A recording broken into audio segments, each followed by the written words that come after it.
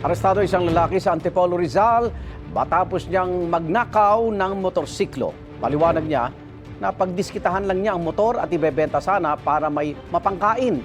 Laging una ka sa balita ni EJ Gomez, exclusive. Sa kuha ng CCTV sa Barangay San Isidro, Antipolo City, alas 12 ng hating gabi nitong linggo, kita ang dalawang batang nakatambay sa gilid ng kalsada. Sa isa pang CCTV, kita ang isang motorsiklong dumaan na isa pa lang nakaw. Ayon sa may-ari ng motor na si Marlon, kinaumagahan nang malaman niyang ninakaw ang kanyang motor na ginagamit niyang panghanap buhay. Pag wala pong motor, wala po talaga akong kita. Installer po ng smart lock. Pagising ko po ng alas 8 ng umaga, nagulat na lang po ako na wala na yung motorsiklo ko. Then nagtungo po agad ako sa barangay para makahingi ng aksyon. Nagkaroon ng follow-up operation ng ating mga tanod na nalaman po na may CCTV footage. So doon po nakita na may witnesses, dalawang minor de edad po na nakatambay po sa area. Itinuro raw ng mga saksi ang lugar na pinagtatambayan ng sospek sa Barangay Bagong Nayon at doon na aresto ang sospek.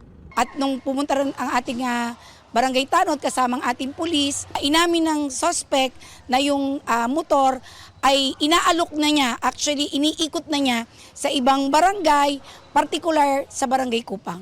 Na-recover ng mga otoridad ang ninakaw na motorsiklo. Kwento ng suspect na si alias J, nakatambay lang siya sa may labas ng bahay ng biktima. Nakita ko po sa lapag. Yung susi. Tapos po? Sinesting ko po sa motor. Gumana po. Kinuha ko na din po. Pinamabenta ko din po. Magkano po dapat? 8K. Pangkakain lang po. Sobrang gutom po. Ayon pa sa suspect, ikatlong beses na niya itong makulong.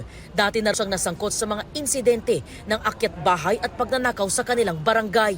Nakapiit sa custodial facility ng Antipolo Police ang suspect na nahaharap sa reklamong paglabag sa New Anti-Carnapping Act of 2016. Ito ang unang balita. EJ Gomez para sa GMA Integrated News.